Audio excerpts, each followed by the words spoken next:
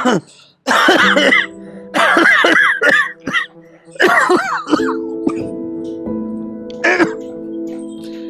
भैया एक गिलास पानी ले आइयो।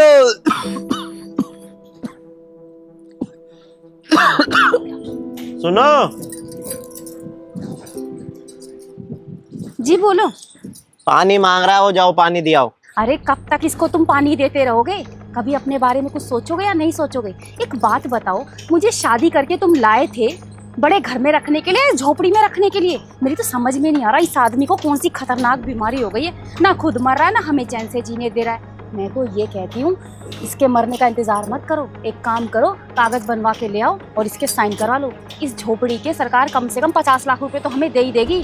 कब तक हम यहाँ पर मरेंगे इस झोपड़ी में? भला हमारा स्टैंडर्ड है इस झोपड़ी में रहने का? तुम खुद बताओ। अरे मैं कौन सा खुश हूँ इस झोपड़ी में रहने से, लेकिन क्या करूँ, इनको पता नहीं कौन सी बीमारी हो गई है और ये कहते हैं कि तुम्हें छोड़ के कहीं नहीं जाऊंगा, और ऐसे झुग्गी बिकेगी भी तो नहीं है। अरे मैं कौन सा खुश हूँ इनके साथ झुग्गी में रहने के लिए। अब पता नहीं इनको कौन सी बीमारी हो गई है, पूरे दिन खांसते रहते हैं, ना तो मरी रहे ना हमें जीने दे रहे। और झुग्गी कैसे नाम करवा लूं? पूरी झुग्गी इनके नाम पे है। हमारे को सरकार 1 रुपया नहीं देगी जब तक उनके साइन नहीं होंगे। मैं तो ये सोच रहा हूँ जैसे ये मर जाएगा झुग्गी ऑटोमेटिक हमारे नाम हो जाएगी, फिर हम उसका फ्लैट ले लेंगे। अब ये नहीं मर रहा है तो इसमें मैं क्या करूँ? मुझे कुछ नहीं पता जी। जल्दी से जल्दी पेपर बनवाओ और इस बीमार आदमी के साइन करवाओ। मैं अब और यहाँ नहीं रह सकती। अरे तू एक काम कर, जाके पानी दिया। हाँ ठीक है, पानी रोटी सब मैं ही तो करूँ, नौकरानी बना के रखा हुआ है मुझे। करता हूँ मैं कुछ।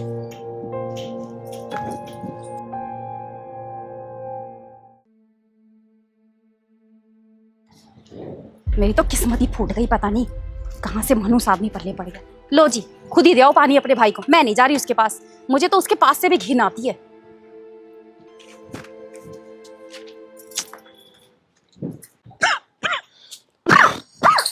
क्यों चिल्लाते रहते हो पूरे दिन?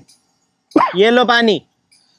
पूरे दिन खांसते रहते हो, पूरे दिन खांसते रहते हो, सबको परेशान कर रखा है। दवाई ववाई लेते हो टाइम पे? नहीं लेते हो? अब भैया दवाई तो चल ही रही है, लेकिन बीमारी ऐसी है, इसका इलाज नहीं है। खांसी तो चलती ही रहेगी। अब मैं तुम लोगों को परेशान नहीं करना चाहता, लेकिन हिम्मत ही नहीं होती भैया कि उठ के पानी ले लूं, तो इसलिए तुझे आवाज मार देता हूँ कि भाई तो है मेरा, वो पानी ला देगा। अरे तुमने पूरा घर परेशान कर रखा है और बोल रहे हो कि मैं तुम्हें परेशान नहीं करना चाहता। पता नहीं कौन सी बीमारी पाल ली तुमने। ये क्या जरूरत थी इतनी मेहनत में काम करने, इतनी धूप धाप में काम करने की? जब तुम्हें बोलते थे घर बैठ जाओ, जब तो तुम पे बैठा नहीं गया, ऊपर से हमें भी इस झुग्गी में लेके रहते हो। इसे बेच बाच क्यों नहीं देते? अरे भैया अब शुरू से इसी में रहे हैं। अब तेरी भाभी भी इसी में रहती थी, अब वो मुझे छोड़ के चली गई। अब इस घर को छोड़ने का मन नहीं करता कि जब तक थोड़ा बहुत जीवन बच रहा है इसी झुग्गी में काट लूंगा। तुम लोग भी जब तक मेरे में जान है तो इसी में रह लो, जब मैं मर जाऊंगा तो अपना कहीं ना कहीं चले ही जाना।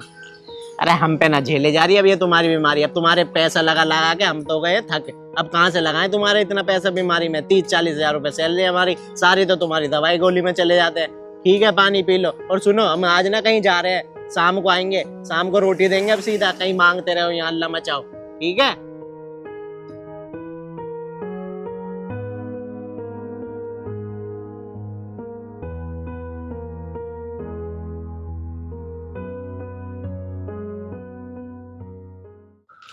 चलो। दे आए अपने भाई को पानी, पड़ गई कलेजे में ठंडक। अरे देना तो पड़ेगा ही ना। चलो अब। मुझे कहीं नहीं जाना, तुम्हें जहाँ जाना जाओ। अरे चलो तो यार। कहाँ जा रहे हो? अरे देखो, अभी बातों बातों में ना मैंने उनसे बात करी थी कि झुग्गी को बेच दो, लेकिन वो तो ये कह रहे हैं कि जब मैं मर जाऊंगा ये झुग्गी जब बिकेगी, जब तुम अपने कहीं भी रहने लग जाना। मुझे नहीं लगता है झुग्गी उग्गी बेचेंगे। हम चल के डॉक्यूमेंट बनवा लेते हैं और मैं किसी ना किसी बहाने से साइन करवा ही लूंगा। बिल्कुल सही कह रहे हो तुम, और मुझे लगता है कि तुम्हारा भाई जल्दी से मरने वाला है। अरे अब तो मैं भी परेशान हो गया इनसे। अभी मैंने वकील साहब को फोन करा, आते ही होंगे। अरे क्या बात हो गई सचिन जी, आज इतने जल्दी बुलाया? अरे वो डॉक्यूमेंट बनवाने थे झुग्गी के, भैया बेचने की कह रहे हैं। अच्छा, उसे बेच के फिर कहाँ रहोगे? उसे बेच दोगे तो? अरे फ्लैट व्लैट ले लेंगे कहीं पे। चलो ये तो अच्छी बात है कि झुग्गी बेच के तुम फ्लैट में जा रहे हो। तो पेपर वेपर मैं तैयार करवा देता हूँ, है ना? कल सुबह तक आपको मिल जाएंगे। ठीक है वकील साहब, कितना खर्चा आ जाएगा? अब खर्चा क्या, तुम तो देखो घर के आदमी हो, जो भी होगा हम तुम्हें बता देंगे खोल पे ही। चलो ठीक है, सुबह पेपर ले जाऊंगा मैं। ठीक है, ठीक है।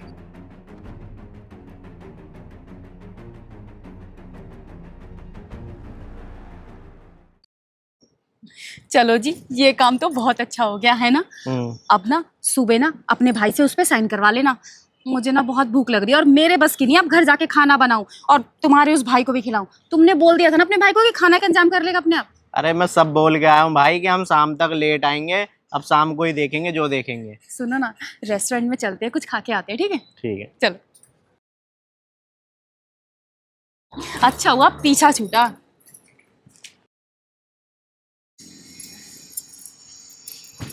जेठ जी उठो, लो पानी ले लो।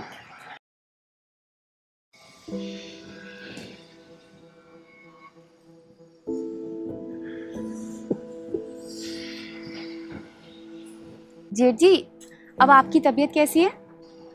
ठीक है। अच्छा, वो मैं नाश्ता बनाने जा रही थी, आप बता दो नाश्ते में क्या खाओगे, वही बना दूंगी। मुझसे क्यों पूछ रहे हो? अपने पति से पूछो, वो बता देगा। अरे आप बताइए ना, आपको क्या खाने का मन कर रहा है, वही बना दूंगी मैं। मेरा कुछ मन नहीं कर रहा, जो छोटा वाला बोले उससे पूछ के आप बना लो। ठीक है जेठ जी।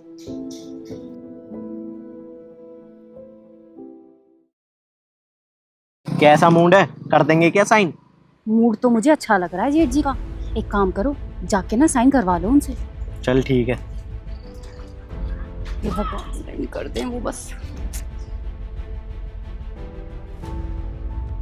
भैया सारी टेंशन खत्म हो गई हमारी। क्या हो गया भाई? अरे भैया आपकी जो बीमारी है ना वो गवर्नमेंट करवाएगी अब सारा खर्चा। अच्छा, हाँ। ये मतलब ये कैसे हुआ?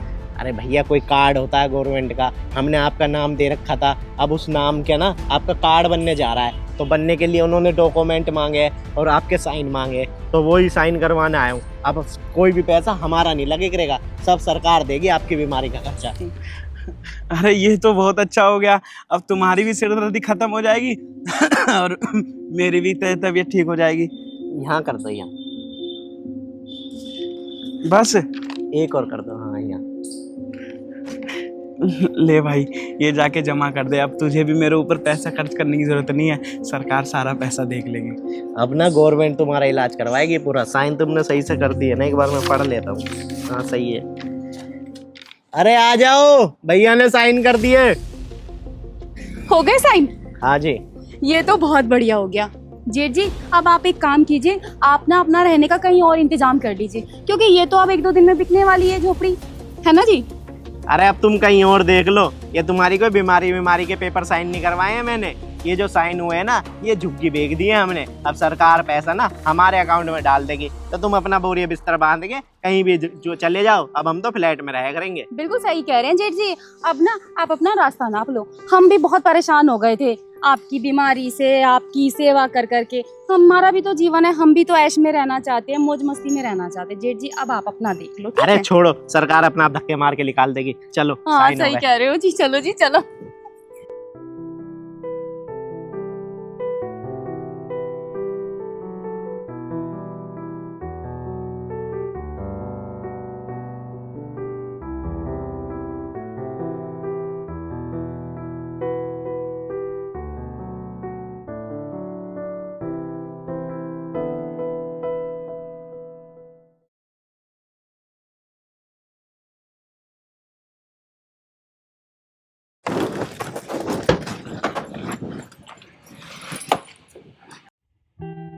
अरे ये तो भैया लग रहे हैं ना?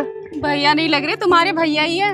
अरे सरकार ने बाहर निकाल दिया क्या धक्के मार के? और तुम तो बड़ी बड़ाइयां मारते थे कि मेरे तो इतने दोस्त थे, किसी के घर पे चले जाते ना। क्या यार रोड पे ही पड़े रहते हो क्या? अरे ऐसे ही बड़ी बड़ी फेंकते थे। अगर कोई जान पहचान अच्छी होती तो रोड पर थोड़ी पड़े होते। बड़ी बड़ी बातें करने से कोई बड़ा नहीं हो जाता। मैं तो कहती हूँ बहुत अच्छा हुआ जो हमने ना वो झोपड़ी बेच दी। अब हम तो ऐश में, इन्हें देखो पड़े हैं रोड पर। अरे जब ही बोला था माँ बाप ने कि 2 क्लास पढ़ लेते, साइन करने से पहले वो डॉक्यूमेंट पढ़ लेते ना, तो ऐसे रोड पे नहीं पड़े रहते। जब ही तो बोलते हैं कि पढ़ लिया करो, कुछ पढ़ाई काम आ जाती है। अरे अब भी हंस रहा बेशरमों की तरह। जा कहीं चुल्लू भर पानी में डूब के मर जा। सारी जायदाद हमने ले ली तेरी, और तेरे को भनक तक भी नहीं पड़ी। ए जी, ऐसे लोगों में कहाँ शर्म होती है। ये रोड पर बैठकर भी जो इंसान हंस रहा है, उसके अंदर ना कोई मान है ना कोई इज्जत है अपनी। पड़ा है भिखारियों की तरह रोड पे पड़ा रहने दो। चलो। हालत देखो इसकी, मुझे तो हंसी आ रही है इसकी हालत देखकर। पता है मैं हंस क्यों रहा हूँ? मतलब तुम लोगों को क्या लगता है जो उस दिन मैंने साइन किया वो अनजाने में किया? तुम जब उस दिन मुझसे साइन करवाने आए थे ना, वो सारी बात मुझे पहले से पता थी। जिस वकील के पास तुम पेपर बनवाने गए थे ना, अरे भैया, और क्या हाल है? अरे बाबू बस तबीयत खराब रहती है। बताओ कैसे आना हुआ? अरे मैं तो यार बताऊं ना बताऊं ये सोच रहा हूँ। वो तुम्हारे भाई है ना, हाँ, वो आए थे हमारे पास आज और आपकी झुग्गी के पेपर बनवा रहे थे। झुग्गी के पेपर? वो किस लिए? वो ये बात कह रहे थे कि झुग्गी के पेपर बनवा के तुम्हारे साइन लेके इसे बेच भाग के कहीं फ्लैट लेंगे और वहाँ रहेंगे दोनों मियाँ बीवी। तो मैं वही पूछने आया था कि तुम्हारी इसमें मंजूरी है ना? ये सब बात अगर वो सब तुमसे करवा रहे हैं तो तुम हमें क्यों बताने आए हो? अरे भैया कैसी बात कर रहे हो? तुम्हें नहीं बताएंगे तो किसे बताएंगे? आपके बहुत एहसान है हमारे पिताजी पे। अब ये मौका मिला है कि हम आपके एहसान चुकाएं, तो आप बोल रहे हो कि क्यों बताने आए हो?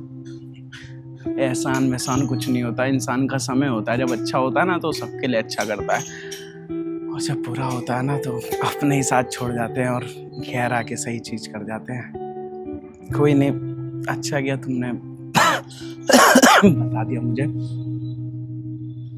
जाओ तुम कोई बात नहीं, जो वो कर रहा है उससे करने दो। बनवा दूं फिर पेपर? हाँ बनवा दो। चलो तो फिर मैं पेपर रेडी करवा देता हूँ, सुबह तक दे दूंगा उनको। ठीक है भैया, राम राम।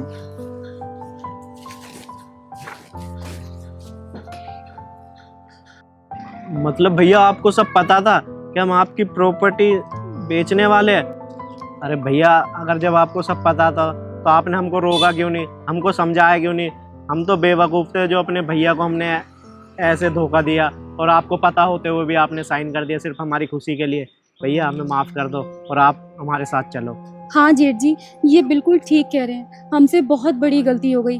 हम पैसों के लालच में इतने अंधे हो गए कि हमने ये भी नहीं देखा कि आप किस हालत में हैं। कल को हो सकता है कि जो बीमारी आपको लगी है हमें भी लग सकती है, इन्हें भी लग सकती है। तो क्या आप हमें छोड़ दोगे? हमने ना पैसों के लालच में आकर आपके साथ बहुत गलत किया, हमें माफ़ कर दीजिए हो सके तो। माफी तुम लोग क्यों मांग रहे हो? अरे जब कोई आदमी परेशान कर देगा तो इंसान उससे छुटकारा ही चाहेगा ना। अब मैं जीते जी वो झुग्गी तो छोड़ना चाह नहीं रहा था, और तुम लोग मुझे मार सकते थे नहीं। आखिर मेरी बीमारी का ताकि तुम लोग इलाज कराते। तुम लोगों ने जो किया सही किया, क्योंकि मैं तुम लोगों के जीवन में दिक्कत ला रहा था। उसने इतनी अच्छी खासी पढ़ाई करी है, इतनी अच्छी खासी उसकी नौकरी है, तुम इतने अच्छे खासे घर से आई और उस झुग्गी में सिर्फ मेरी वजह से रहते थे। और मैं भी पागल उस झुग्गी को छोड़ने को तैयार ही नहीं था। लेकिन जब मुझे पता लगा कि तुम लोग मुझसे परेशान हो गए हो, मुझे महसूस हुआ, तो मैंने कहा सही तो है, अगर ये मुझसे दूर होना चाह रहे हैं तो दूर हो जाने देना चाहिए। मैं अपनी वजह से दोनों का जीवन क्यों खराब करूँ? मेरा तो पता नहीं मैं 4 दिन जीऊँगा या 40 दिन जीऊँगा, तो मैं क्यों ही तुम लोगों के ऊपर बोझ बन के रहूं। तो मैंने सोचा कि मैं साइन कर देता हूँ, ये लोग बेच देंगे, मेरा क्या इधर उधर घूम के ज़िंदगी कट जाएगी। और रही किसी के वहाँ जाने की, तो आज तक मैंने किसी के ऊपर बोझ नहीं बना, तो आज कैसे बन जाता। तो इसलिए मैं इधर उधर घूम के अपना चला लेता हूँ, मांग के खा पी के घर चला लेता हूँ। तुम लोग खुश हो ना, मैं बस इसी चीज़ को देख के खुश हूँ। आज गाड़ी में तुझे देख के बड़ी खुशी हुई, और घर ले लिया है तो बड़ा खुश हुआ तुम्हें देख के। ये वजह थी कि मैं हंस रहा था। तुम लोग को ऐसे देख के, पैसे वाला देख के बड़ी खुशी हुई। तुम लोग जाओ, कोई दिक्कत नहीं। अरे बोलिए ना आप जेठ जी को कि हमें माफ़ कर दीजिए। अगर आप हमसे नाराज़ नहीं है तो हमारे साथ चलिए, आप बोलिए ना। भैया सही बोल रही है, आप हमें माफ़ कर दो और आप हमारे साथ चलो। ये गाड़ी हमारी नहीं है, ये आपकी है। वो फ्लैट हमारा नहीं है, आपका। सब कुछ भैया आपका ही तो है। अगर आप ही उस घर में नहीं चलोगे तो फिर कैसे हम रह पाएंगे? जब आपने इतना हमको गलत होते हुए भी कुछ बोला नहीं, तो आपको हम छोड़ दें? ऐसा तो नहीं हो सकता ना। देख, रोकने वाली तो ये बात थी, तू अपनी जगह सही था। मैं तुझे क्यों समझाता कि भाई तू गलत कर रहा है झुग्गी के कागज लगवा के। ठीक है यार, मेरे पीछे परेशान होने का क्या ही फायदा था। तो मैंने इसलिए उस पर साइन कर दिया। मुझे पता था कि तू ये सब कर रहा है, पर तेरी खुशी के लिए मैं इतना तो कर ही सकता था ना भाई। भैया आज के बाद जो मुझसे गलती हुई ना, वो कभी नहीं होगी। अपने छोटे भाई को माफ़ कर दो। अब तो मान जाइए जेठ जी, हमें माफ़ कर दीजिए, चलिए हमारे साथ। चलो भैया।